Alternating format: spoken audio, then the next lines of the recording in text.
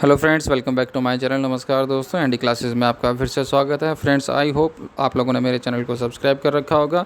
अगर सब्सक्राइब नहीं किया है अब तक तो सब्सक्राइब कर लें, बेल आइकन को जरूर प्रेस कर लीजिएगा ताकि जैसे ही कोई वीडियो अपलोड की जाए नोटिफिकेशन आ जाए आपके पास उसकी। चलिए शुरुआत कर लेते हैं आज की वीडियो की।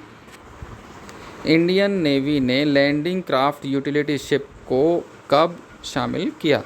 भारतीय जो नौसेना है उसने लैंडिंग क्राफ्ट यूटिलिटी शिप को अपने बेड़े में कब शामिल किया? तो जो है 18 मार्च 2021 को इंडियन नेवी ने लैंडिंग क्राफ्ट यूटिलिटी शिप को अपने बेड़े में शामिल किया। इसका जो साइंटिफिक नेम है वो है LCU-58। इसमें इसकी जो कैपेसिटी है सैन्य दल को ले जाने की, उसमें 5 अधिकारी, 50 नाविक और 160 सैन्य दल को ये एक साथ ले जा सकता है। 900 टन की इसकी कैपेसिटी है वज़न भार वहन करने की, और इसके अंदर युद्धक टैंक और ट्रक आदि भी ले जाए जा सकते हैं, जो landing craft utility ship Indian navy ने 18 मार्च 2021 को, जिसका साइंटिफिक नेम LCU-58 है, शामिल किया है भारतीय नौसेना ने। भारत की पहली भूतापीय विद्युत परियोजना जियोथर्मल पावर प्रोजेक्ट किस स्थान पर स्थापित किया जाएगा? भारत की जो पहली भूतापीय विद्युत परियोजना है जियोथर्मल पावर प्रोजेक्ट, तो किस स्थान पर स्थापित की जाएगी? तो वो जो है लद्दाख में स्थापित की जाएगी। लद्दाख के पूगा गांव में ये लगाई जाएगी। भारत की पहली भूतापीय विद्युत परियोजना, जो कि गर्म पानी का, जैसे जिसमें आपने सुना है जहाँ पे गर्म पानी निकलता है ज़मीन के अंदर से, जो विकिरण होती हैं, किरणें होती हैं जो धरती के अंदर लावे वगैरह से आती है, और जहाँ पे ऑटोमेटिकली पानी गर्म निकलता है, उससे जो है विद्युत परियोजना चलाई जाएगी। वो जो सबसे पहले जो परियोजना लगाई जाएगी वो लद्दाख में लगाई जाएगी, और लद्दाख के पूगा गांव में लगाई जाएगी। अभियान कोना कोना उम्मीद किस निजी क्षेत्र के बैंक, प्राइवेट सेक्टर बैंक ने चलाया था? अभियान कोना कोना उम्मीद किस निजी क्षेत्र के बैंक, प्राइवेट सेक्टर बैंक ने चलाया था? तो ये जो है कोटक महिंद्रा बैंक ने चलाया था अभियान कोना कोना उम्मीद, जो कि कोरोना लॉकडाउन के टाइम पे चलाया गया था, अभियान कोना कोना उम्मीद। फ्रेंड्स, अगर आपको वीडियो पसंद आ रही हो तो लाइक ज़रूर करिएगा, अपने फ्रेंड्स के साथ शेयर भी ज़रूर करिएगा, और अगर आपको कोई कमी लगे तो कमेंट बॉक्स में लिख के उस कमी को भी बताइएगा, ताकि अगली जो वीडियोज़ आएंगी उनमें उस कमी को दूर किया जा सके। कोटक महिंद्रा बैंक की जो है स्थापना की गई थी 2003 में, और इसका जो मुख्यालय, हेड ऑफिस है, वो है मुंबई, महाराष्ट्र में, जिसने कि कोना कोना उम्मीद परियोजना चलाई थी। कोटक महिंद्रा बैंक की जो है टैगलाइन है वो लेट्स मेक मनी सिंपल। तो ये कोटक महिंद्रा बैंक के बारे में थोड़ी और जानकारी थी इस अभियान के अलावा।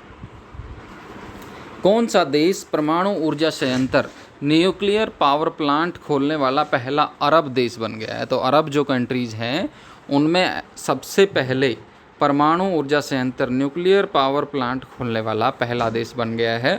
तो वो अरब कंट्री है संयुक्त अरब अमीरात। इससे पहले किसी भी अरब कंट्री ने परमाणु ऊर्जा संयंत्र, न्यूक्लियर पावर प्लांट नहीं लगाया था। सबसे पहले लगाया है संयुक्त अरब अमीरात ने। विशेष कोड टू विन, विशेष कोड टू विन नामक पुस्तक के लेखक कौन है? विशेष कोड टू विन जो पुस्तक है, बुक है, वो किसने लिखी है? तो वो लिखी है निरुपमा यादव ने। अंतर्राष्ट्रीय युवा दिवस 2020 का विषय क्या था, थीम क्या था अंतर्राष्ट्रीय युवा दिवस 2020 का? तो इसका जो थीम था वो था youth engagement for global action. Youth की जो एंगेजमेंट है ग्लोबल एक्शन के लिए, वो इसका थीम था 2020 का। हर साल 12 अगस्त को मनाया जाता है अंतर्राष्ट्रीय युवा दिवस। किस राज्य सरकार ने अरुणोदय योजना शुरू की? किस राज्य सरकार ने अरुणोदय योजना शुरू की थी? तो जो है असम सरकार ने अरुणोदय योजना शुरू की थी। इस योजना के अंतर्गत महिलाओं को आर्थिक रूप से सशक्त करना इसका ध्येय था। जो अरुणोदय योजना थी वो असम सरकार ने की थी, और महिलाओं को आर्थिक रूप से सशक्त करना इसका लक्ष्य था। आर्य समाज के संस्थापक कौन थे? आर्य समाज के संस्थापक कौन थे? ये जो है एक ऐसा क्वेश्चन है जो भी किसी भी एग्ज़ाम की अगर तैयारी कर रहे हो तो आपको पता होना चाहिए, क्योंकि काफ़ी बार एग्ज़ाम्स में पूछा जा चुका है। काफ़ी पहले से ये क्वेश्चन की प्रिपरेशन आप जब स्टडी कर रहे होंगे स्कूल कॉलेजेस में, तब भी आर्य समाज के संस्थापक के बारे में पूछा जाता था या उसके बारे में पढ़ा जाता था। ये क्वेश्चन जानबूझ के मैंने इस स्लाइड में इंक्लूड किया है। तो देखते हैं आप में से कितने लोगों को ये पता था। जिसको पता था वो कमेंट बॉक्स में लिख के बता सकता है। तो आर्य समाज के संस्थापक थे दयानंद सरस्वती। इसकी स्थापना की गई थी 10 अप्रैल 1875 में किरगांव, मुंबई में आर्य समाज की स्थापना की गई थी दयानंद सरस्वती के द्वारा। तो ये वो स्लाइड है जो मैं आपको हर वीडियो में दिखाता हूँ। ये सभी वीडियोज़ और इसके अलावा बहुत सारी वीडियोज़ मेरे चैनल पे अवेलेबल हैं, जिनका लिंक आपको वीडियो के डिस्क्रिप्शन में मिल जाएगा, वो आप देख सकते हैं। चलिए नेक्स्ट क्वेश्चन लेते हैं। किस राज्य सरकार ने कर्मास्थि प्रकल्प योजना शुरू की है? किस राज्य सरकार ने कर्मास्थि प्रकल्प योजना शुरू की है? तो जो कर्मास्थि प्रकल्प योजना है वो पश्चिम बंगाल ने शुरू की है। युवाओं को सॉफ्ट लोन और सब्सिडी प्रदान करने के लिए ये योजना कर्मास्थि प्रकल्प जो है शुरू की गई थी पश्चिम बंगाल की सरकार के द्वारा। कवि गीतकार चूनाकारा रामन कुट्टी किस भाषा के कवि थे? कवि गीतकार चूनाकारा रामन कुट्टी किस भाषा के कवि थे? तो वो जो है मलयालम भाषा के कवि थे चूनाकारा रामन कुट्टी। किस राज्य सरकार ने येलो चेन केंद्रीकृत ई कॉमर्स प्लेटफॉर्म लॉन्च किया है? तो किस राज्य सरकार ने येलो चेन केंद्रीकृत ई कॉमर्स प्लेटफॉर्म लॉन्च किया है? तो जो है नागालैंड सरकार ने yellow chain e commerce platform launch किया। किस राज्य सरकार ने पढ़ाई तोहार पारा नाम से एक छात्र केंद्रित योजना शुरू की थी? तो किस राज्य सरकार ने पढ़ाई तोहार पारा नाम से एक छात्र केंद्रित योजना शुरू की थी? तो ये जो है छत्तीसगढ़ सरकार ने योजना शुरू की थी।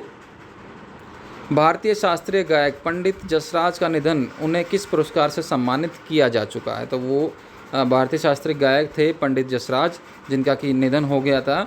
उन्हें कौन से सम्मान से पुरस्कार दिया, कौन सा सम्मान उनको दिया जा चुका है? तो जो सभी पुरस्कार हैं, पद्म श्री, संगीत नाटक अकादमी पुरस्कार, पद्म भूषण पुरस्कार, पद्म विभूषण पुरस्कार, सभी पुरस्कारों से उनको सम्मानित किया जा चुका था।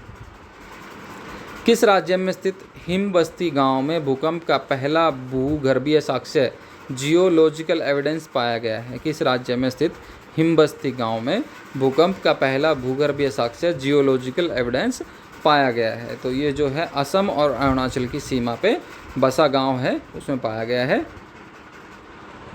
असम और अरुणाचल प्रदेश की सीमा पर स्थित है ये हिमबस्ती गांव, जहां पे भूकंप जो आता है उसका भूगर्भीय साक्ष्य यानी कि जियोलॉजिकल एविडेंस पाया गया है।